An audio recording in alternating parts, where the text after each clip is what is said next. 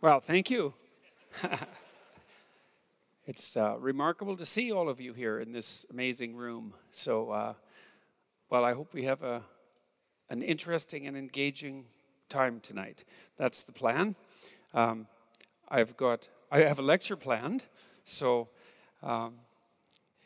it's got a strange title. It's not that exciting, really. The first part of it is the socialization of the value hierarchy, and the second is and the estimation of the magnitude of error. It's like you wouldn't think you'd come and sit in here to listen to that talk, really, would you? I'm not sure I would, but it is interesting. It's a very, very interesting problem. And here's part of what the problem is. Part of the problem I'm trying to solve. Part of it is how is your emotional stability tied up with your social identity? That's a really important question, and I think it might be the central question that I've been pursuing as long as I've been able to think intellectually. That might be the problem that I've been pursuing, because one of the things I've been interested in is why is it that people are so committed to their group identity, let's say, or their group beliefs, that they will, well, let's say, go to war to protect them or to spread them, or that they will commit atrocities, hypothetically, in defense of them. So it's a very interesting problem, because people, when people think about the motivation for war, for example, they often attribute it to economic causes, and that just never struck me as plausible. Sometimes it's plausible, but it's not a deep solution as far as I'm concerned. It's more psychological. It's our beliefs are important to us. And what does it mean? Well, there's a lot of questions there. What do you mean by belief? Exactly. Physicists generally don't go to war over their belief in one physical theory over another, so it can't be just as simple as belief. It has to be more complicated than that. And people are committed to their beliefs too, and it isn't obvious what commitment means. And so those are the things that I've been trying to unpack. What does it mean to have a belief? And what does it mean? Why is it important to you? Why is it crucial to you? There's something associated deeply. There's a deep association between belief and value. And so then that brings up another question. What exactly do you mean by value? So that's three hard questions. And so that's part of it. And then, so that's the value hierarchy question, part of it. And then the error magnitude problem is, well, let's say you go to a party and you tell a joke, and you think it's a pretty funny joke, and you tell your joke, and no one laughs, and in fact they look at you like you're rather odd. And then the question is, well, how should you respond to that? Like, what exactly does that indicate about you? I mean, does it indicate a minor flaw in an otherwise stellar personality? Because that's a possibility. Or does it mean that, like, you're a creep? Right? And maybe right down to the core. And, you could even think the less that you think that it means that you're a creep, the more likely it is that you are one. So, but, it's very hard to estimate the magnitude of an error. We have, how upset should you get when something that you don't want to happen happens? And it's very, very hard to figure that out. If you wake up in the morning and, you have a pain, say, in your side, or you're not feeling particularly well, it's like, well, how upset should you get about that? And one answer is, well, like maybe you're going to die in 3 months, Maybe that's the beginning of pancreatic cancer, and that's the end of you. And so maybe you should just be terrified into paralysis when you have a pain that you can't explain. Or maybe you should just brush it off and think, well, I'll get up and do what I usually do, and it's probably nothing. And sometimes you're right with the it's probably nothing approach, and sometimes if you don't go to the physician right away because you have some relatively trivial pain, then you're dead.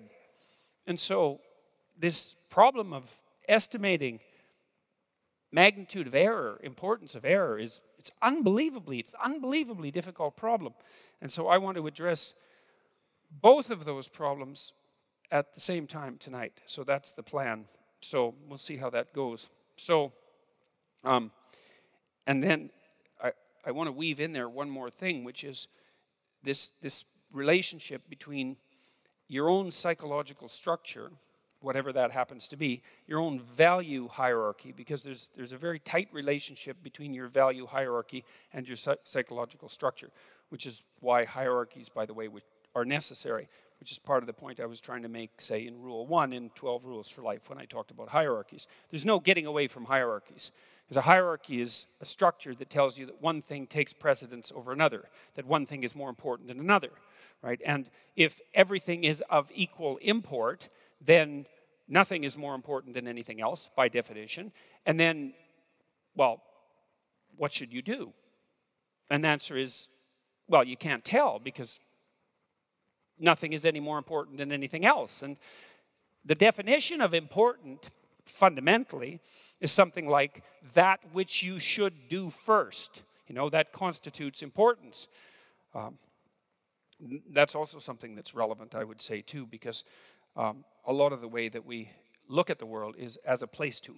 We look at the world as a place in which to act, and we make a lot of judgments about the nature of the world in terms of how we should structure our action. In fact, the theory that I am putting forth in general is a theory that's predicated on the notion that the essential way that we look at the world is as if it's a form of action, like a dramatic form, like a story. That's a good way of thinking about it, that we really do view ourselves and our place in the world as a story that's set in a narrative landscape. And you know, you might argue that that's not the case. You could say, well, that viewpoint, for example, has been superseded by a scientific viewpoint, but it isn't obvious to me that that's the case. And it certainly isn't. It's certainly not the case that we act that way. And it's certainly not the case that we structure our political systems that way. And it's certainly not the case that we treat each other that way, or that we think that way, or that we react emotionally that way. And so that's a lot.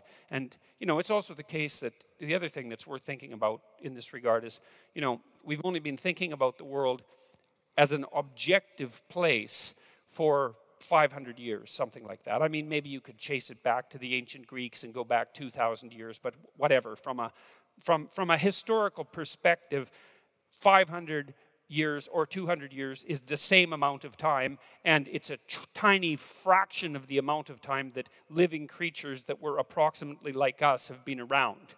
So we got along fine without thinking about the world as an objective place for a very, very long time. We survived, and here we are. It doesn't mean it's a bad idea, but it does imply that there are other ways of looking at the world that are highly functional and that have been conserved for, let's say, for evolutionary reasons. And so, you know, if you make the case, which you might, that what you evolve to match is reality, at least you match it well enough so that reality doesn't kill you, which is more or less the definition of evolution.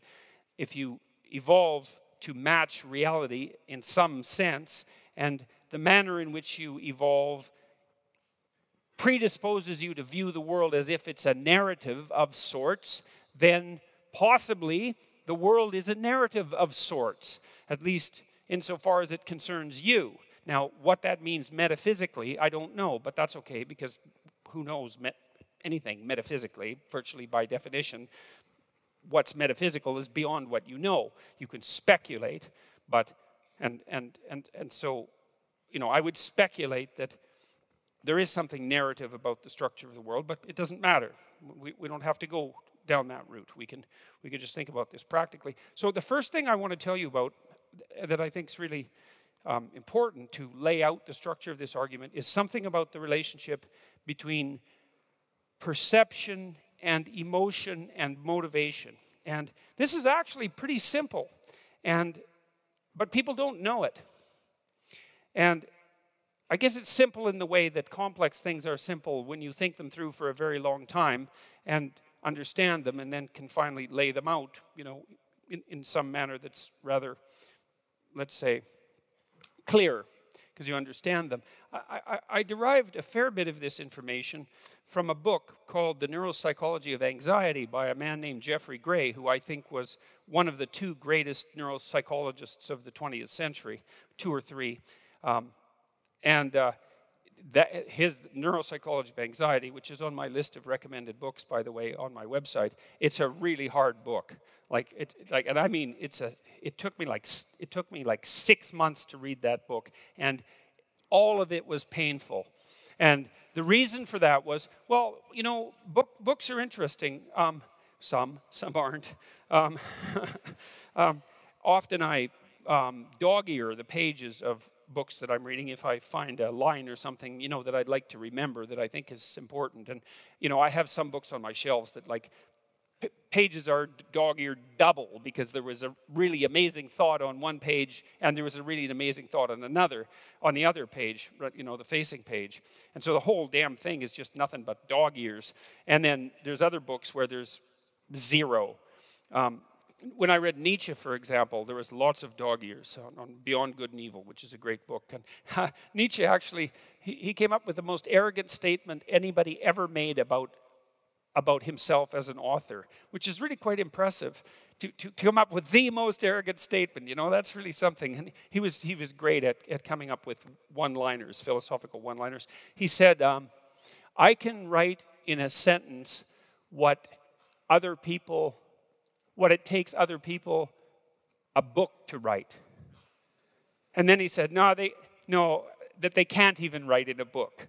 So that's pretty good, eh? It's like arrogant, and then he topped it. It's like, yes, this is a man who could really write. Anyways, the problem with reading a book like that, Beyond Good and Evil, say, is that every damn sentence is a thought, and a deep thought. And so reading Beyond Good and Evil, it's like just constantly being punched. I mean, partly you're punched because you read part of it and you don't know what the hell he says, and so then you're stupid, and so that's a punch. And then now and then you stumble across something you understand, and it's like, it's hard on you. He said he philosophized with a hammer, that he was breaking things apart, and there's no doubt about that. So now and then you run across something you understand, and then that breaks you apart because you understand it, and it takes a long time to go through the book because you have to think about it, and God, that's not good, thinking about things. Well, it isn't, because, when you think about, you already know everything in some sense. You've got a map that covers the whole world, which is sort of why you can function. And so as long as everything's going fine, you don't really have to adjust your map, and you don't have to think. But then if you come across something that makes you think, then what that means is that part of the way you were thinking was wrong. And so when you think something, when you're forced to, then some little part of what you were, your map, the way you represent the world, it has to die because it was wrong. And then it has to be replaced by this new thing. And God only knows how much of what it was that was there has to die. That's part of the magnitude of error problem. And so people don't like to think.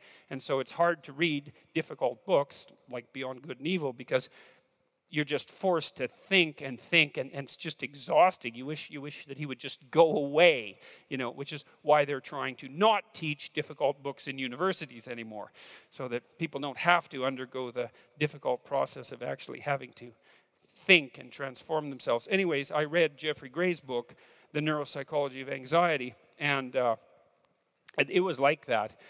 He was something, man. Student of a psychologist named Hans Eysenck, who was the most cited psychologist in the 20th century, and really quite a good psychologist. He laid a lot of the groundwork for modern theories of temperament and personality. They've been modified since his work, but he got extroversion right. He was the first person to really identify extroversion in a manner that could be measured. Carl Jung actually invented the notion, but Eysenck figured out how to measure it, which is a big deal. And he also noted that there was another important personality dimension, neuroticism, which is the tendency towards negative emotion. And he got that right too, because that actually happened to be the case, and he figured out how to measure it. And so Eysenck was the first person who really established conceptually the fact that we have two fundamental emotional systems, one positive and one negative, that they're not opposites exactly. They're actually separate biological systems. So some people can be extroverted, which means they're quite happy and assertive. They smile a lot, they laugh a lot, they tell a lot of jokes, they like to party. They always like to be around people. That's an extroverted person. And they can also be unhappy, worried, anxious, depressed, frustrated, disappointed. I mean, living with someone like that's quite a trip because they're just all over the place. But, you know, but there are people like that because you can be high in negative emotion and you can be high in positive emotion or low in both or whatever. And it's useful to know that. It's useful to know that about your partner and about the people around you. And if you are interested in this sort of thing, by the way, I have a personality test online at understandmyself.com, and you can go there, and it takes you about 15 minutes, and it gives you 5 dimensions of personality: extroversion, neuroticism, that's positive and negative emotion; agreeableness, which is it's probably the maternal instinct dimension, but at least it's the variance between compassion and competitive aggression. It's something like that, and that looks like a continuum. And there's another dimension, which is trait conscientiousness, which is integrity and undutifulness, orderliness, industriousness. And then finally, the 5th dimension, which is openness, which is like a hybrid between intelligence roughly, and creativity. And so you can go there and find out how you compare to other people, and that's kind of interesting and useful because it's kind of useful to know who you are, and to know that that's actually who you are, you know, that you have a nature. And some of that stuff's movable, but it's not as movable as you think. And the farther you want to move it, the harder it is to move. Like you can take an introvert. You know you're an introvert if when you're around people, you get exhausted by it and you have to go off by yourself and recover. You know, then you're an introvert. And if you're an introvert, you don't really like being in groups. And so sales, you know, maybe that's not for you, you know. And that's a good thing to know, because if you're an introvert, why go be a salesperson and be miserable? Do something where you can spend time alone and not be miserable. That's better. You might as well match your occupation to your temperament rather than the other way around. Now, you know, you can take an introvert. I've worked with lots of introverts who say had made pretty good progress in their careers, and they were at a point where they had to do a lot of social networking, you know, and otherwise they were going to hit a plateau in their career. And they could be taught the skills of extroversion sort of one at a time, rather painfully. So they could learn them, they could accrue the skills, and that would broaden their personality outward into the, say, extroverted end of the continuum. But it didn't make them extroverts. And so they were still temperamentally introverts. And so, you know, if you're a neurotic person, high in negative emotion, you can learn to regulate your anxiety and so forth. But you hit a point of diminishing returns, and it's difficult. It's effortful. So, anyways, back to Eysenck and then back to Jeffrey Gray. So Eysenck identified extroversion and introversion, or extroversion and neuroticism, and that's going to be very important in a minute. And Gray elaborated Eysenck's theories to a large degree, but he did that neurologically. He was a master of the animal experimental literature, and a lot of that's being phased out of universities because the regulations for animal experimentation have become so onerous and difficult that it's much easier for beginning scientists just not to bother